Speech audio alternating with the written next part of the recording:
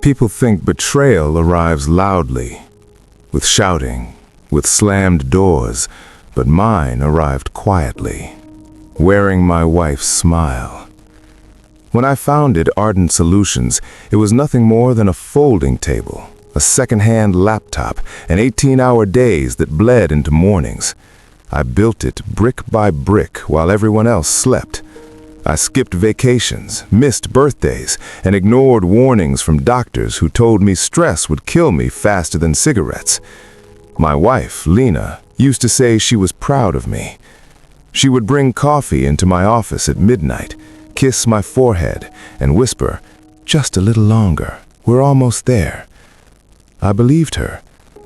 Within 7 years, Ardent Solutions became a mid-sized logistics tech firm with government contracts, private investors, and a valuation that still felt unreal to me.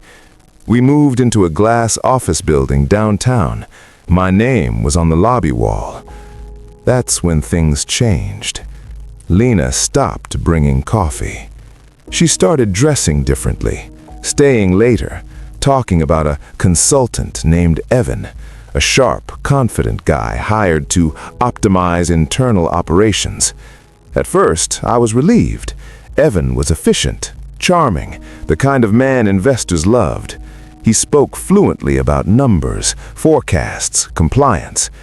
He also looked at my wife like she was already his.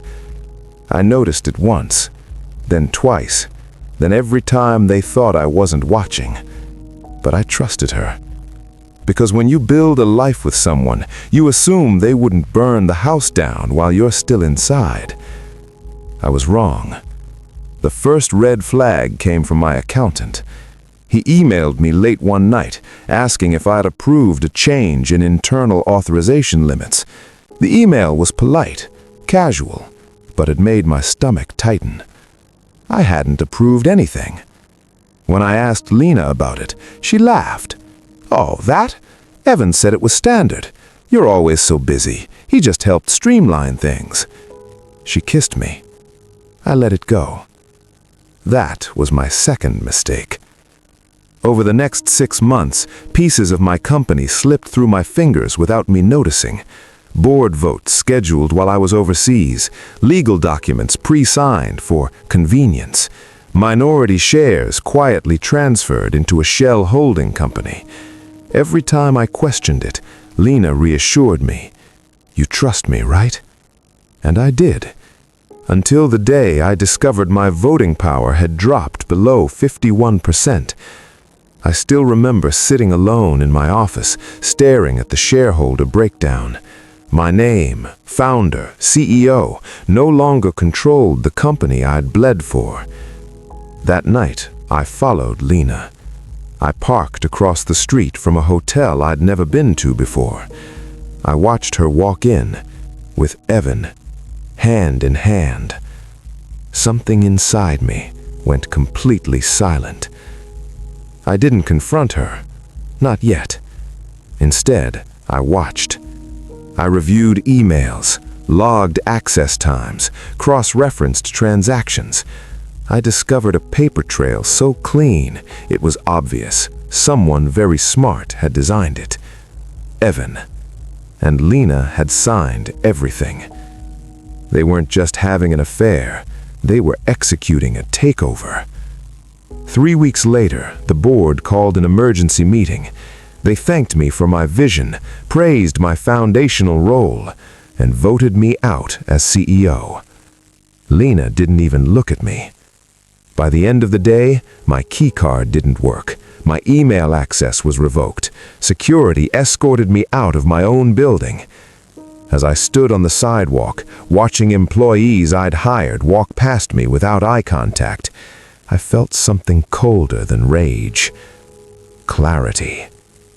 That night, Lena packed a suitcase. "I'm not happy, and you're not the man you used to be." She left.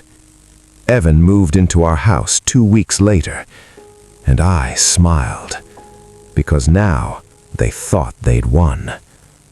I didn't fight the board. I didn't sue. I didn't expose the affair.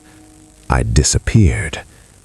What Evan didn't know, what Lena had forgotten, was that before Ardent Solutions grew big, it survived on government compliance contracts. And those contracts had rules, very strict rules.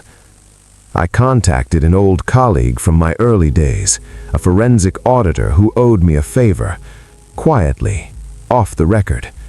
We didn't look for fraud, we looked for risk. Shell companies, related party transactions, conflicts of interest, insider control disguised as optimization. And we found everything. Evan had moved fast, too fast.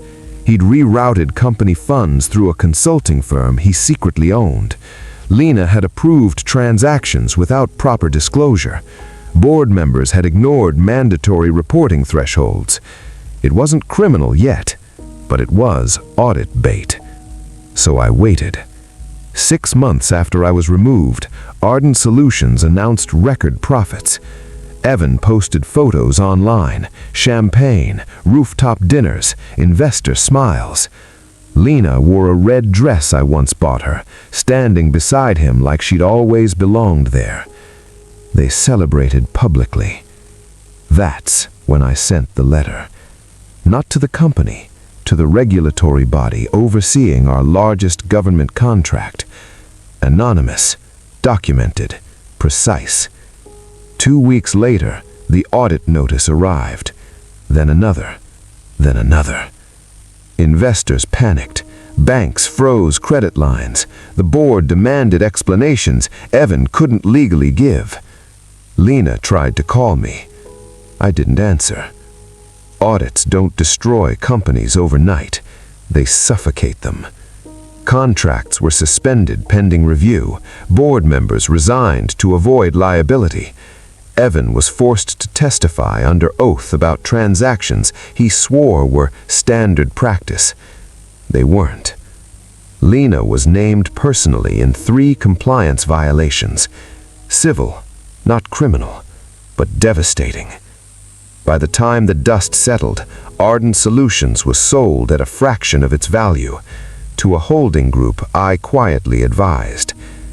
Evan lost everything: career, reputation, network. Lena lost the house, her social circle, her illusion of control. The last message she sent me read, "I never thought you'd do this." I never replied, because I didn't destroy them. I just let the truth arrive right after the celebration.